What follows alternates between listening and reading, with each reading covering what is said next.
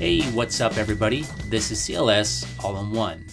In today's video, I will show you how I installed some metal roofing over the top of some existing shingles on my home. So here's what it looked like before, and here is after.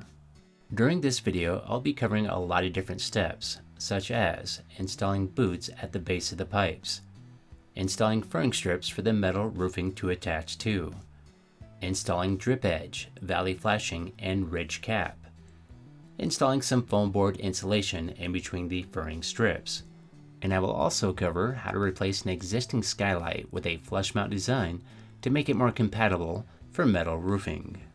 So for this job, the only shingles we removed were at the ridge or peak in the areas where there are vaulted ceilings inside this house. In these areas, I will be installing some ridge cap vents, which will allow proper ventilation for the vaulted ceilings that do not have adequate airflow. After removing the top layer of ridge cap shingles, we also used a utility knife to cut through the next layer of shingles at the peak, then used a pry bar and hammer to remove them. Then cut the underlayment with a knife and removed it as well, to expose the roof sheathing underneath, which has a gap for airflow above the vaulted ceilings. And if for some reason it didn't already have this gap, I would have to go ahead and cut the sheathing at the peak to allow for proper airflow. Next, we removed all the roof vent caps by unscrewing most of them, but some of these did have some rivets, so those had to be drilled through to remove.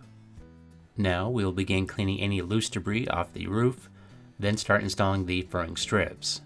For this, I'll be using some pine 1x4 boards, but you can also use some 2x4s for this step as well. And right here I'm securing the 1x4s with some 2 1/4 inch wood screws at every 10 inches going across.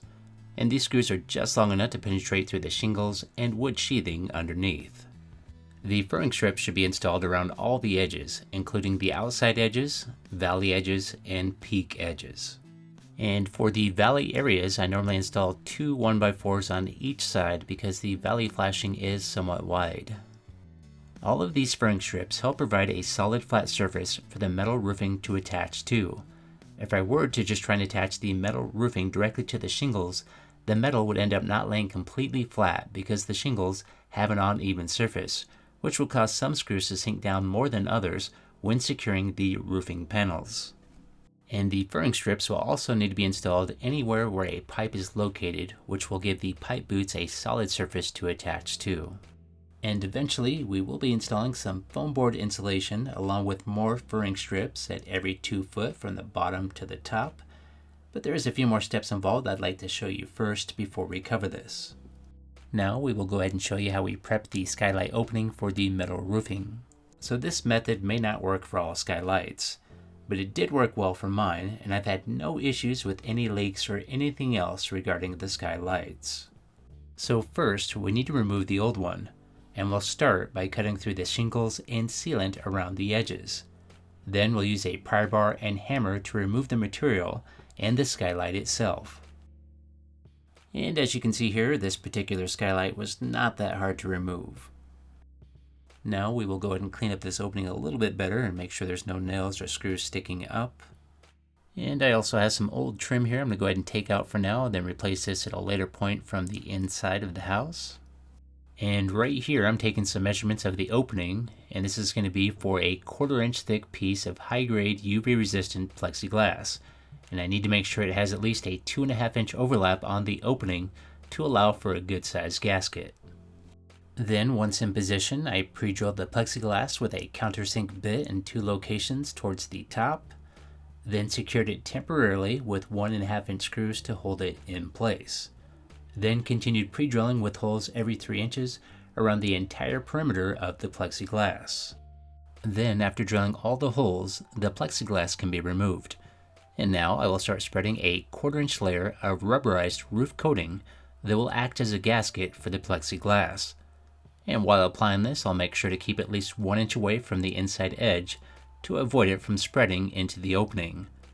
Then on the outside edge where the shingles are cut, I will go ahead and spread this coating all the way up to the shingles to form a watertight seal.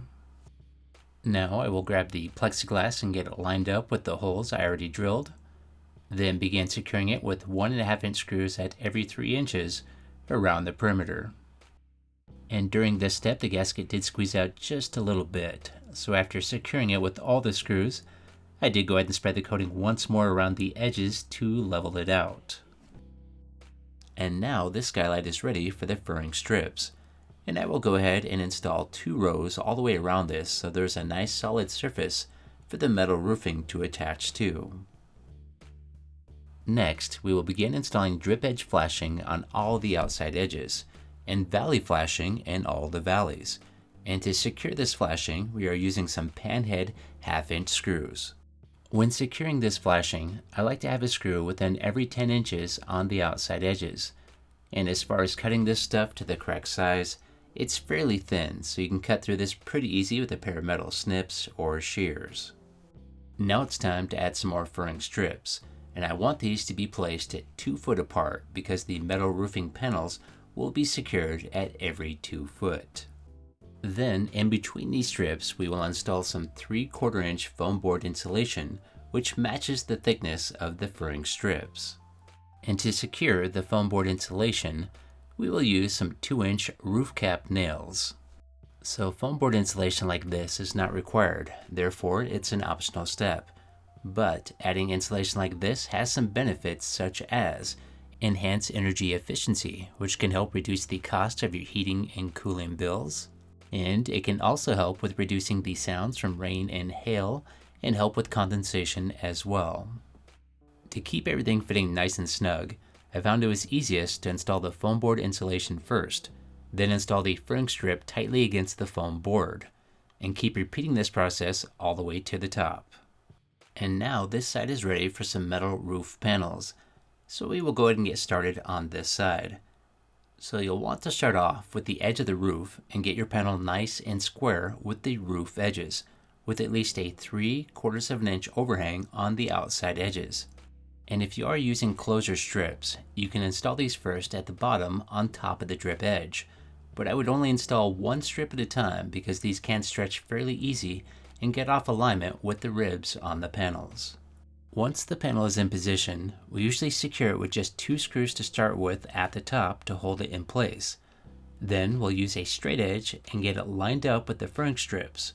Then begin marking it with small dots next to every rib. Then secure it with 2-inch metal roofing screws. So as you can see here, the metal panels are secured at every 2 foot next to each rib in the areas where the furring strips are located.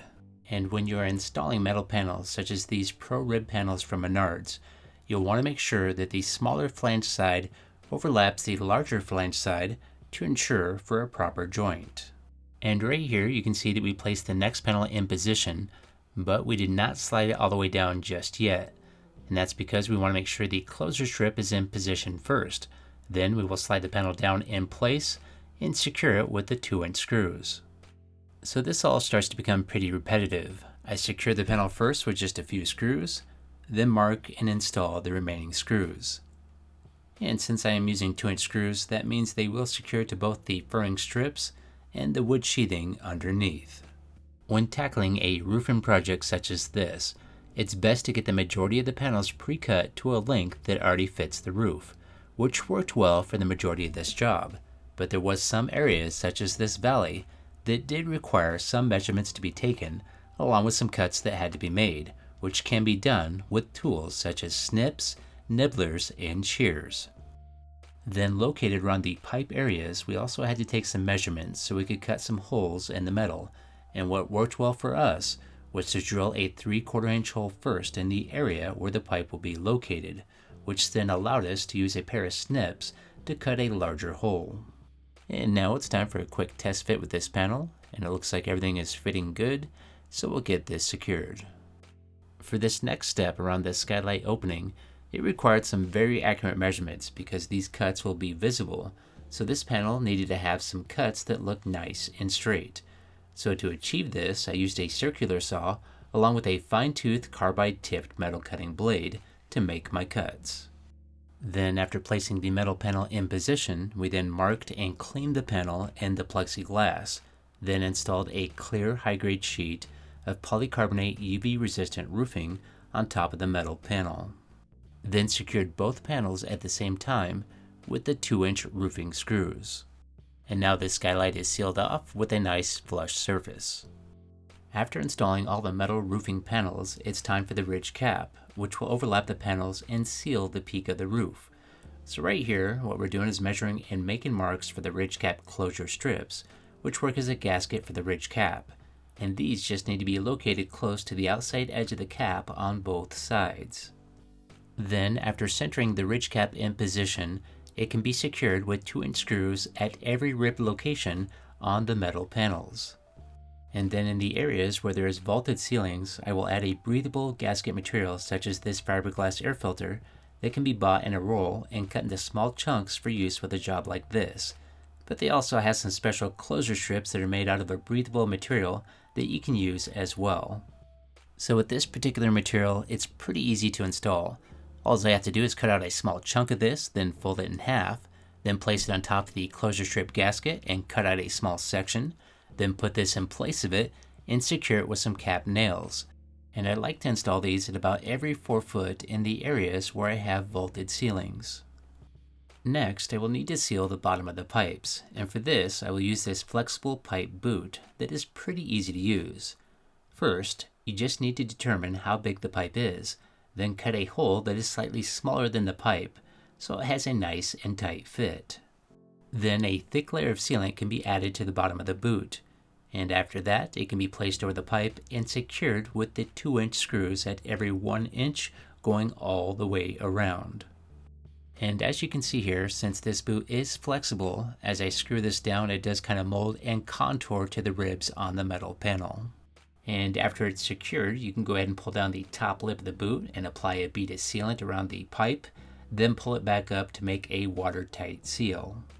And for an optional step to make the edges look nicer on the gable side, you can install some gable trim like this.